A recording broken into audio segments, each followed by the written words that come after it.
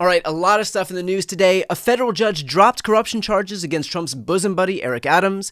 Amazon makes a bid to buy TikTok, so gear up for some cringe new dance moves. And Tesla stock fell 13% in the first quarter, so I wouldn't be surprised if Elon is calling his bank to cancel those checks.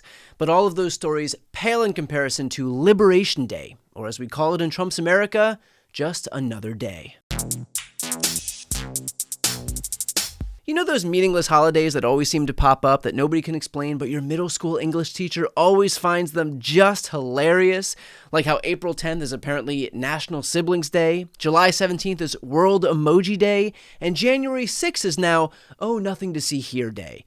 Well, today was a holiday way dumber than all three of those combined. It's an event that he is calling Liberation Day. Liberation Day. Liberation Day. Liberation Day. Liberation Day, of course, what the president is talking about. But one of our remaining questions is, does that mean Wednesday is the actual day of implementation or the day after, as is the case, we understand, with the collection of auto tariffs? Or is this just an announcement in advance of the collection happening at some point later Nothing on? but questions. Why are you two spoiling Liberation Day with your silly quest for clarity and logic?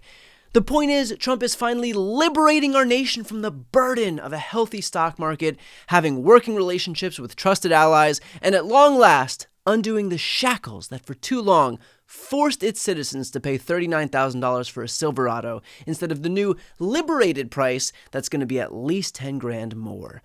But yes, the question on everybody's minds, was today implementation day for Trump's reciprocal tariffs, or would it just be an announcement in advance of the tariffs? Because when it comes to the world's largest economy, everybody can agree that vague is a great policy. Here's Trump a few days ago clearing things up on where he stands. So how many countries will be in that initial tranche? You'd start with all countries, so let's see what happens. There are many countries. Russia. I haven't heard a rumor about 15 countries, 10 or 15. So you're starting with all countries? Essentially, all of the countries that we're talking about. We wouldn't be talking about all countries. It's not a cutoff.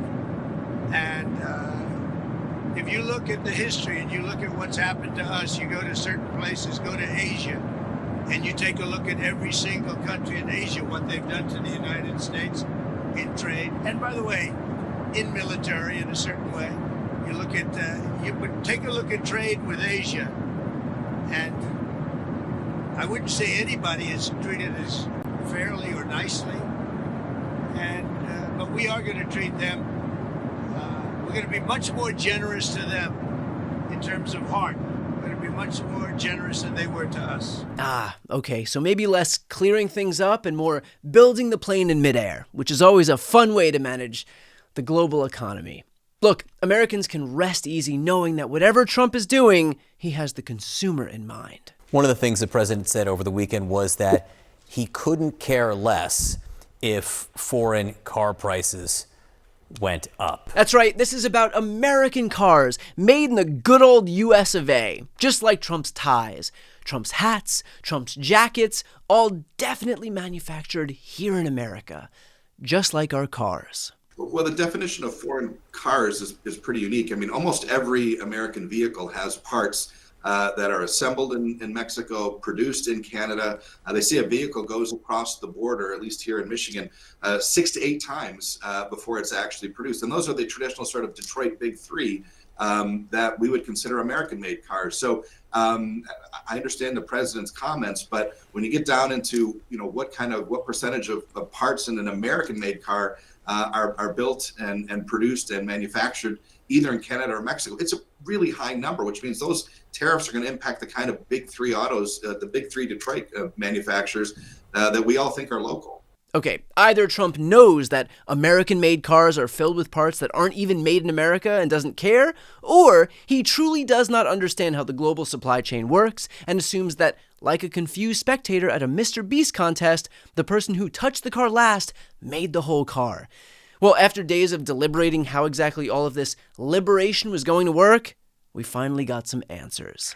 April 2nd, 2025 will forever be remembered as the day American industry was reborn, the day America's destiny was reclaimed, and the day that we began to make America wealthy again.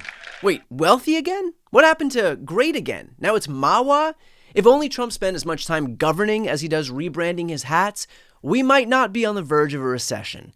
But you were saying? In a few moments, I will sign a historic executive order instituting reciprocal tariffs on countries throughout the world. Reciprocal. That means they do it to us and we do it to them. Very simple. Can't get any simpler than that. Yeah, we know what reciprocal means. Here's another example. You declare today to be Liberation Day and start a global trade war, and then the Dow, NASDAQ, and S&P 500 reciprocate by taking a nosedive. I'd like to see the chart if you have it. Could you bring it up, Howard? This is our great Secretary of Commerce, Howard Lutnick. Thanks, Howard. So if you look at that, China, first row, China, 67%. That's tariffs charged to the USA, including currency manipulation and trade barriers. So 67%, I think you can, for the most part, see it. Those with good eyes, with bad eyes. We didn't want to bring, it's very windy out here. We didn't want to bring out the big charts because it had no chance of standing. Fortunately, we came armed with a little smaller chart. One thing inexplicably more clear than his flimsy chart is that Trump is reading all of this information for the first time like it is a menu at a restaurant he's never been to before. So, anything but McDonald's.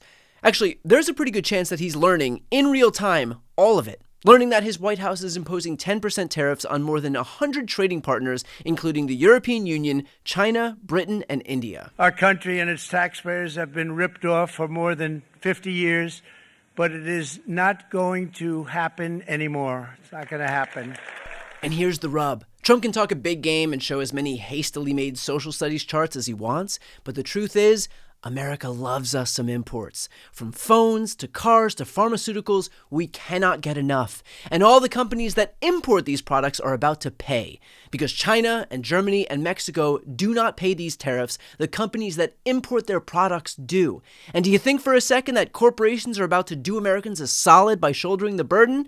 This isn't just about the price of Chevy Silverados, it is everything. Best Buy has already warned about higher prices. Mattel said that Barbie and Hot Wheels are going to cost more.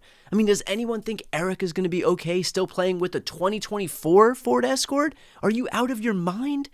Companies are going to pass those costs on to consumers, and I hate to get all semantic-y here, but that sounds a hell of a lot like a tax to me.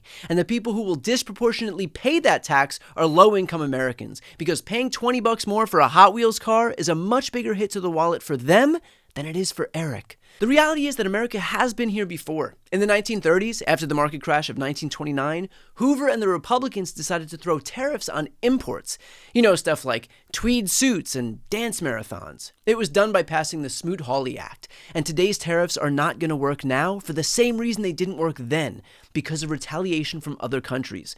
Global trade fell 66% and it ended up worsening the Great Depression.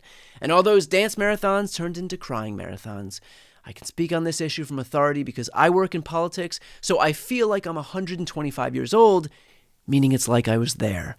So Trump can spend as long as he wants rambling in the Rose Garden in front of MAGA sycophants about how great all of his tariffs are going to be for America, and I'm sure we'll see Republicans in the coming days saying the same thing too. But as the effects of these tariffs start to take place, I hope all those representatives from the GOP know that when it's time to head to the polls again, voters will be reciprocating too.